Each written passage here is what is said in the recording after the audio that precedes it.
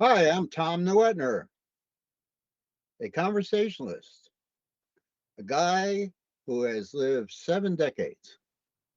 And I mean lived. I mean, I did a lot in those 7 decades, and I enjoyed every minute of it.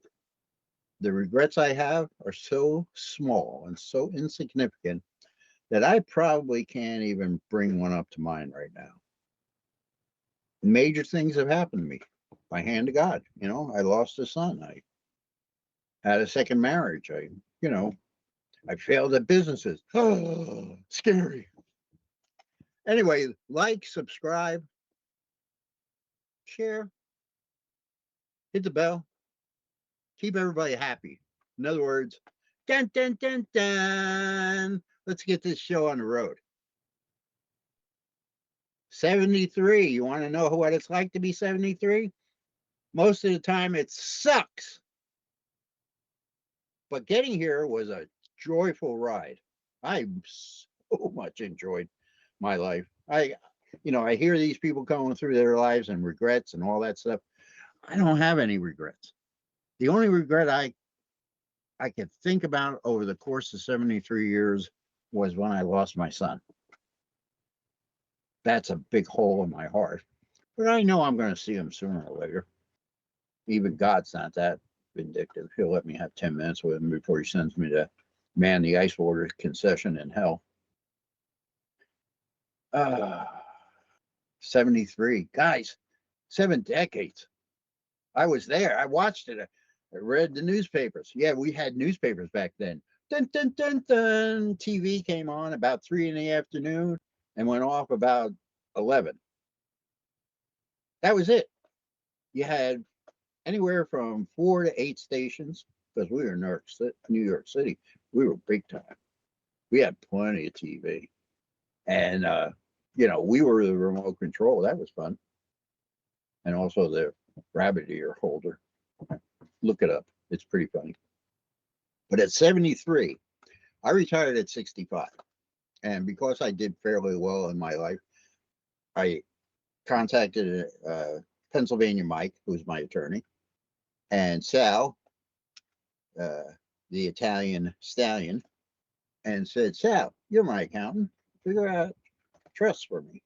And I called Pennsylvania Mike. Now, you notice we have nicknames for everybody, but that's from my childhood. Nobody used their real name, because if you yelled your real name out, you wouldn't answer to it because there's got to be a cop or somebody around that wants to know what your real name is. So, like, everybody called me Easy. I eased into things and I eased out. I was real slick. So, Pennsylvania Mike, he says, oh, yeah, I got some guy in New York City that does it all the time. I'm not real good at it, but, I'll hook you up. So, at 65, I said to myself, well, I need to form a trust, get the property, get the businesses, get the money, whatever assets I have, and get it into a trust for the Grand Chitlins and the next ones that come. And that way my wife doesn't have to pay taxes and my family doesn't have to do escrow and they don't have to do all this craziness, right? Me being me, dun, dun, dun, dun, I figured out, I'm going to get X number of dollars from Social Security.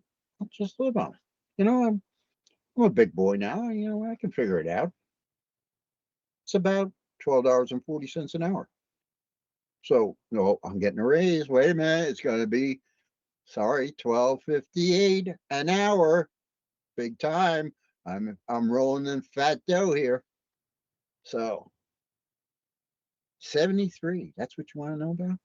Well, the first thing I'm going to tell you about 73 and all those people that are going to retire within the next 3 years. I'm going to give you 3 years.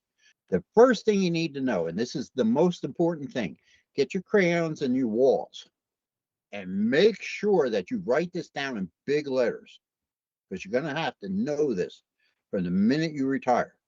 You must establish a perimeter and practice no and oh.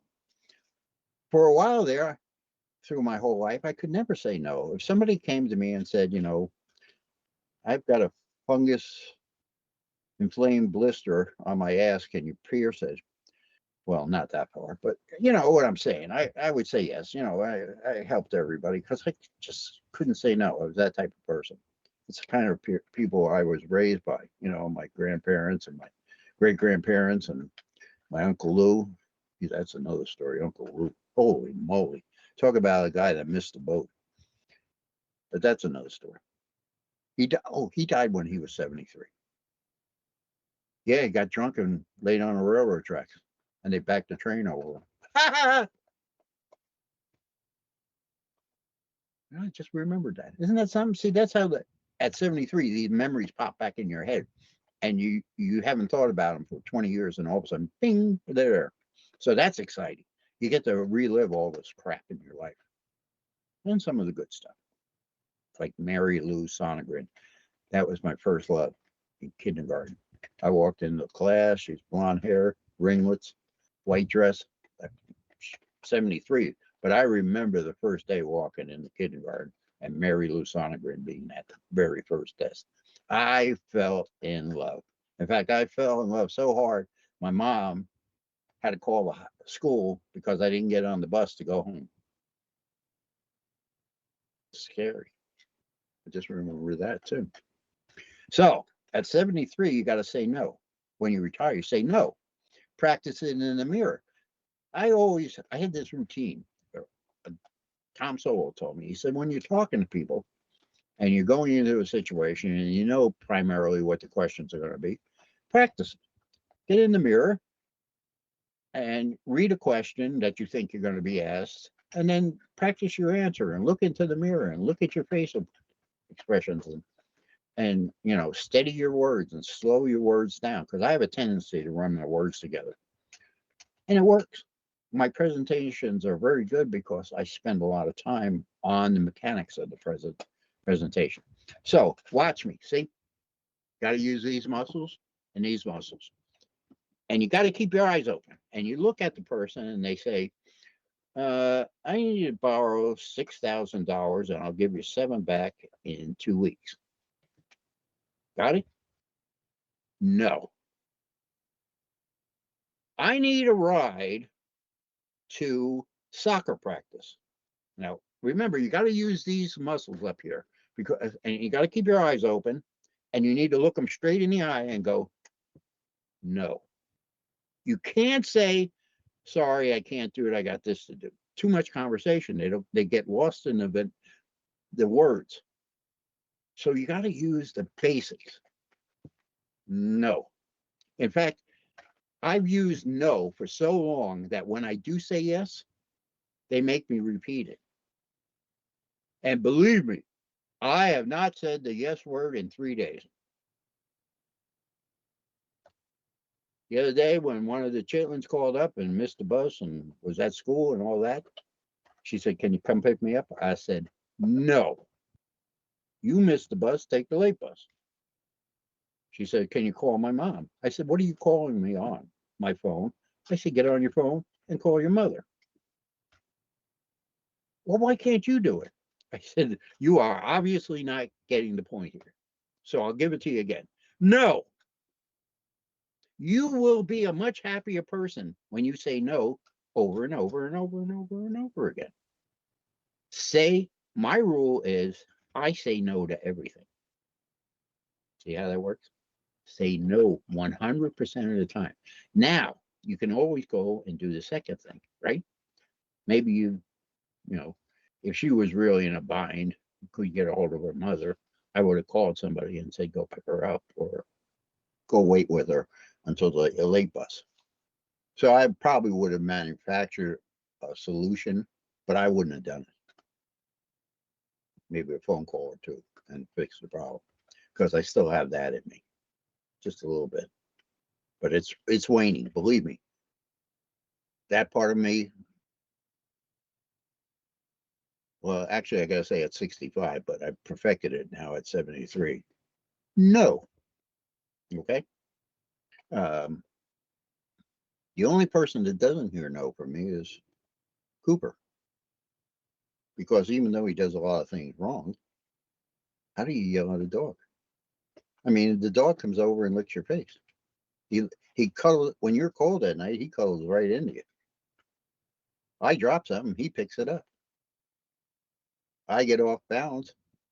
He sits right next to me, and I put my hand on his back or his harness or his head, and he just sits there while I get my balance back. The dog senses when I have AFib or low blood pressure or whatever, and will literally push me down and climb on top of my lap until he feels like everything's passed. Not that I feel like everything, but because they lied to me. They told me he was going to be 60 pounds. He's 87 pounds. 87 pounds. He gets up on the reclining chair, and I have to move to another chair because he takes up the whole flipping chair. And I can't pull him off anymore. He's just too strong and too big. And when he's tired, he doesn't listen to anybody. He's just like every other kid in the world. He's 9 months old. The trainers keep telling me what a great dog he is, and I keep telling them they're full of shit. See, we're rebuilding the custom. What do you want? Are you in trouble? What are you chewing on? So, Cooper the pooper. Come on, you want to get up? Say hello, Josh. Come on. I'm not going to wait all day. Get a dog. When you retire, I don't care if you have a dog, get another one. Why? Because you got to have somebody to associate with. Somebody who isn't angry with you from the last time you said no. There's a mechanism to this. Now, that being said, get a dog that fits your lifestyle. If your lifestyle is still very busy, get a dog that can stay by themselves and are well behaved and they're small and, maybe get two of them, okay, for company. But if you're like me, where I spend probably 2 hours a day outside the house every day, if I'm gone for 4 hours, that is an amazing amount of time for me to be out of the house. Just simply because I have everything I need here. I mean, I walk out the side door, I pull the tarp off of the four-wheeler, I go anywhere on the property that I want to go. Pretty soon there'll be a snowmobile there because the four-wheeler isn't going to go a lot of places that I want to go. And it's another opportunity. So I get my snow clothes on, my boots and my hat, and my warmer gloves and warmer boots, and there's a pack that goes on my back. I call it my ass warmer. The seat's warm on the snowmobile. It's heated seat. I went first class. And the grips are warmed. They're warm to the touch, so my hands don't get cold. Nobody else has it around it. The rest of them all have base models. I have the number one. And I'm the only one that knows where the kill switch is. So even if they get my keys, they can't start my snowmobile or my four-wheeler because I had cutoff switch put in. Why? Because now I don't have to say no. See, I've circumvented the asking. That's what you got to do. When you're retired, you have to focus. Like you focus at work, you have to focus on your retirement. Now, I'm going to tell you some really good focus points. Now, you're going to say, oh, I couldn't do that. But I'm going to tell you the most important thing is go to your favorite coffee shop 3 days a week. Eventually, you'll get to meet a bunch of people, and it will be down to 1 or 2 days a week. But it will be a group that you can have coffee with, and mostly your age, and some younger people show up. But get a small group. I'm not talking about 20 people. I'm talking about like a half a dozen, 6 to 10 people. That's all you need. And that's your social life. You can laugh and joke and make fun of people that come in and out of Dunkin' Donuts in their pajamas and have a great time, for an hour or two. Yeah, that works.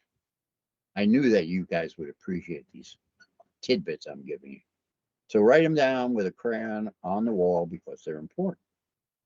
And you guys in the back that are sleeping, you're missing out pearls of wisdom. I'm just throwing them out, and the swine are not even picking them up. So, more words of wisdom. So, you got yourself a group. Believe me, 1 or 2 days a week is all you're going to be able to take of these people because they're never going to change. The ones with the stupid attitudes and reasons are going to be stupid for the rest of their life, but they're entertaining. You can bust on them and they don't even know it. It's they're that involved in their own little world. Then get involved with your farmers market. Now, why do I say that?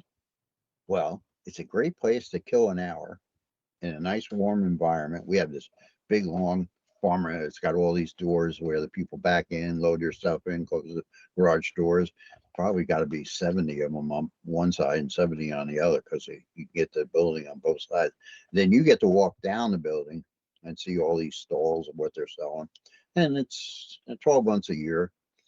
And they usually have something on Wednesday and they have something on Saturday, a big one on Saturday. And sometimes they have other things going on Sunday. Don't get crazy. Don't wrap your life up on it. When you're looking for something to do, farmers markets are great because you can walk around, people talk to one another. All you got to do is pick up something and say, oh, this looks nice. And you'll have commentary from 3 people behind you going, but this guy down here has a better, you know, it's just entertaining. Now, the other thing is driving. You want to minimize your driving during congestive times. It's just an aggravation, guys. It's just a scheduling thing. Schedule yourself driving on the off hours. And remember, you're old. Now, I have a 2005 Ford Ranger XLT, standard shift, roll up windows. Nobody wants to drive it. I mean, the bed literally rusted off it, so I put a flatbed on it. I don't know, 261,000 miles on it or something. Believe me, if I wasn't being cremated, I'd have them bury me in it. I literally can volunteer my truck to somebody who's desperate. They take one look at it and they walk away shaking their head. I thank God every day for that because I don't have to say no.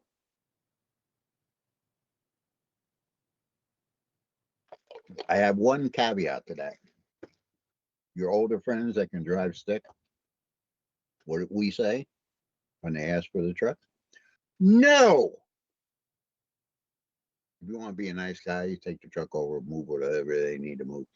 But primarily, even that case, you say no. Because you can go back, do the second thing.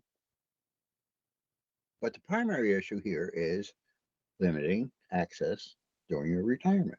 Because retirement is for you. You worked, I don't know, 30, 40, 50 years to get to that place. Why are you running around like you're still working? Fishing. You don't like fishing? Great. Find a comfortable chair. They're about $99 at Dick's. They fold out. They got all these pockets in it so you can put your snacks and your beers and your whatever. Telephone. Great, great chair. Comfortable. You can lean back on it. It raises and lowers. Get this chair. 99 best, and put it in your trunk or on the back bed or whatever you got. Go and find really pretty places. Like we have State Park and Dorchester Park and Greenwood Park and Otsanango. They all have these big, huge lakes or rivers running through them because that's where we live. And the state poured a lot of money in, and of course, the federal government has all these places too. And because you're old, you get in free, like State Park. Everybody else pays to get in there. Me, I stop at the thing, wave hello. They see my decal, they write the number down, and in I go. Dorchester Park. I don't even stop at the gate anymore. They just wave me right through. They know my truck. Also know Cooper hanging out the window barking at him. He wants to play with everybody. He doesn't. What do you mean you're working? I'm here to play. But another great thing about retirement and being 73, can't miss this. You can tell any woman, any place, any color, any race, any gender, any age, that they look wonderful. That the outfit they have on, or their hair, or their makeup, if they're 18 or they're 80, if you tell a woman, wow, you look wonderful, you are like golden, these women will fall all over you just because you gave them a compliment. Now, in my truck, I got this thing from Walmart. It was on the floor. I picked it up. It goes 1 to 9. The flip thing, it's like black and it's got numbers on it. So when I pull up, especially in the summertime, not so much in the winter, but you get these groups of girls in the car. We have a lot of colleges around here. We have Ithaca and Cornell and Binghamton University and Oneonta and Syracuse University. So we have a lot of college girls running around here all year long, but mostly in the spring and summer, fall. And they're all half dressed and they're in their cars and there are 6 of them and they're giddy. So when I pull up alongside, I always flash a 6, which really pisses them off. So they roll down the window and go, "What's that?" I said, "It's a 6. What'd you expect me to give you?" Well, now they're giddy. So I'll go, "Just because you smile, I pump it up to a 7 and I hold it up." You're sitting at a light. What else are you gonna do, right? And the lights around here are long.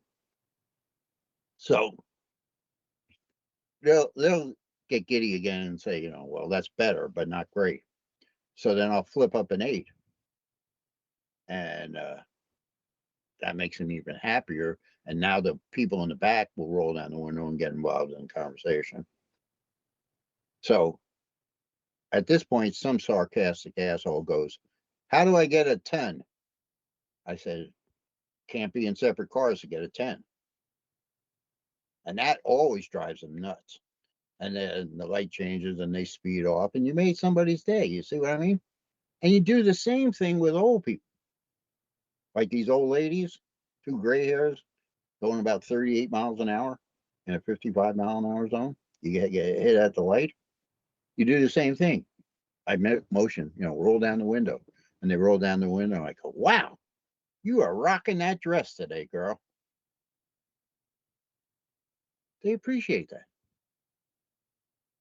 It's just something nice to do for somebody. Plus, you get a lot of shits and giggles. And the next time you see your raunchy old truck, the first thing that comes in their mind, "Oh, that's that guy who complimented me, not that old rancid asshole who's riding around in a beat up pickup truck." See what I mean? You can do things like this because you're old.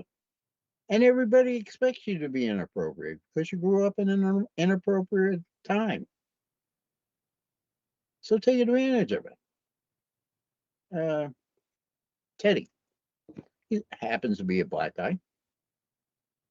He's tall, he's a good looking guy. I mean, still, he's like,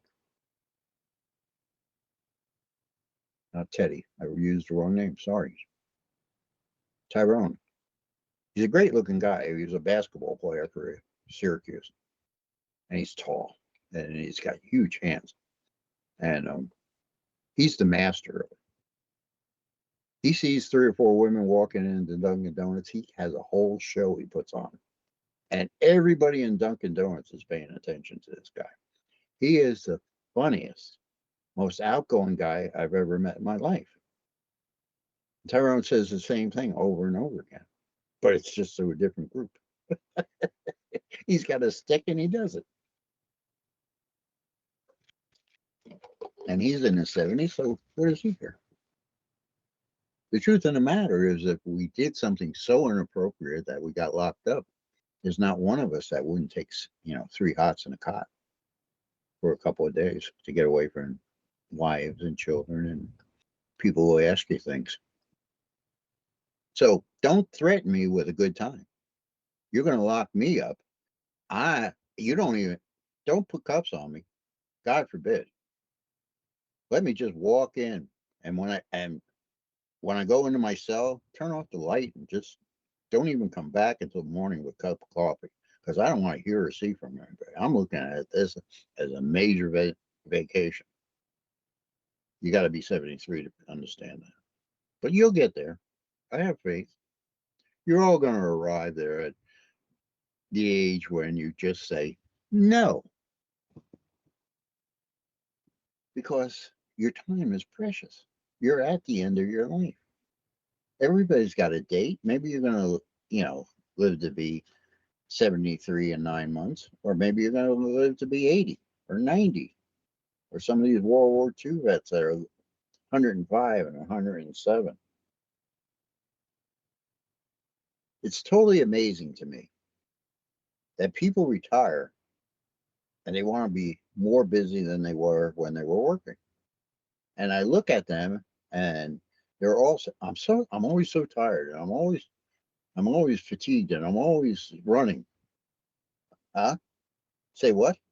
Are you smoking dope? And if you are, get a better grade of dope because in your retirement, everybody else should run.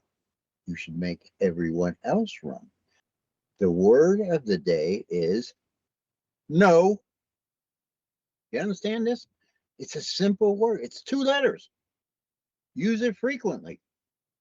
And if you decide later, you can do something else. But the first word out of your mouth is no. In fact, I have stopped people in mid sentence. 3 words out, they take one look at my face and they turn around and walk away. I have them that well trained. I wish I had the dog that well trained, but I have people trained now that they broach the subject like, would you like to go up to Syracuse? I got to pick up a ball hitch or uh, whatever. We could stop by Rocky's, which is a cigar lounge, and puff away a couple of cigars and get a couple of drinks. And you just take a ride with me, and I'll have company in the car, and we'll stop at Rocky's, and maybe you can get a little lunch. See, they're bribing you. That's bribery. That's telling the old person that they need to get out of the house and they want you to help them, but they don't want to ask because then they know you're going to tell them no. But if you're going to go to your favorite cigar store that has a lounge and a bar and nice people, now they figure if they include that, you're more apt to say maybe. Unfortunately, I can drive myself to Rockies anytime I want. Just because you have something to do and you want company for an hour up and an hour, it's an hour and 15 minutes from my house and back, doesn't necessarily mean I want to do it. Because sitting in a car for an hour is tough. When I go to Albany, I got to stop a couple of times and just stretch my legs. That's another thing when you're old, right? You got to be able to speak up for yourself. Because my wife, in some past life, was an Indy driver, and she still drives like that. I mean, like she's in a Formula One race car. She has this Chevy Cruze. It's a skateboard. You every pebble you hit, you feel. And she sets her cruise control, and then she screams at people to get out of her way. This is my whole joyful ride to Albany. So lately, I've been going myself, telling her the wrong day. So there, so she takes off the wrong day. Oh, sorry about that. I'm gone myself. Or I take one of my buddies with me because there's really good cigar lounges in Albany, New York, too. Great places to eat. But it's a part-time city. The city's only active when all the politicians are in town. But if they go away for a holiday or a long weekend, the city practically shuts down. It's it, it's amazing to me how barren Albany can be when the Senate isn't in session or the representatives aren't there. When the governor is out of town, it's because she's trying to dodge bullets.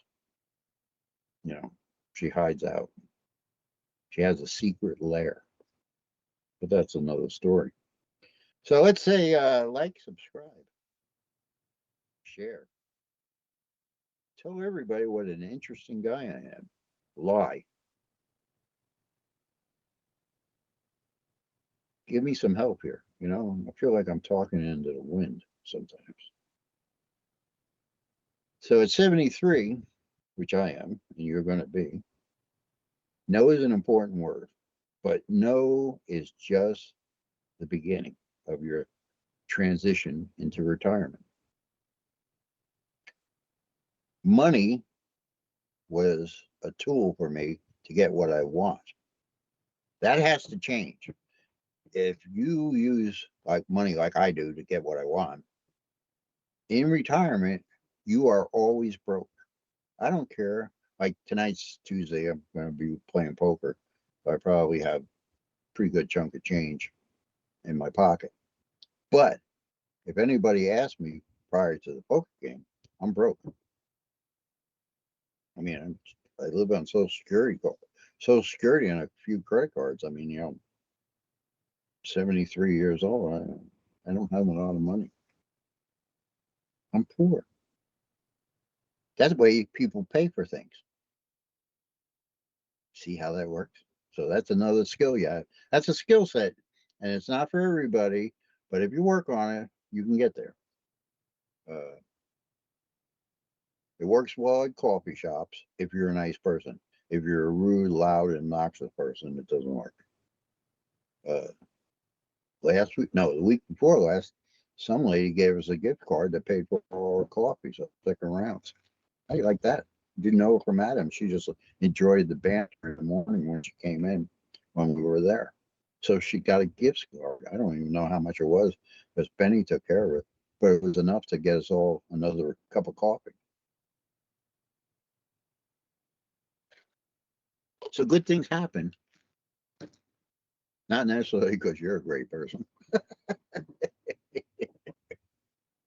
And that's another story. Tell you about Fat Marty. Fat Marty. Oh my God. He's 78.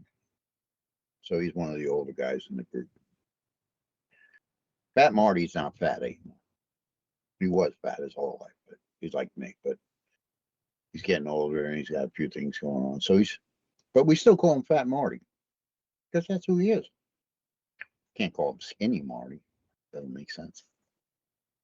Well, Fat Marty, his big thing is if he sees a kid running around being obnoxious, he'll call him over and he'll say to him, "You know who I am?"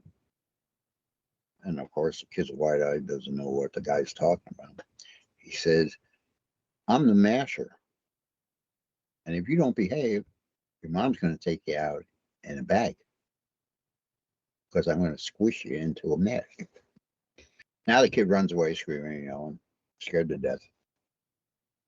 Then, if by chance the mother or father comes over, he makes like he can't speak English. What in the hell would you torment a child for? And then when the parent comes over, you start speaking some Albanian derivative of Czechoslovakian, Ukrainian bullshit. Well, you can imagine the rest of us sitting there trying not to laugh. And me, every time I start laughing, I got to pee, so I got to run to the bathroom. But that's the kind of hijinks. It's like being 12 years old again and putting a bag of shit on your hated neighbors and lighting on a fire and watch them come out and stamp it out. But then they got wise and they come out with a bucket of water and put it on it. But in the beginning, it was pretty funny.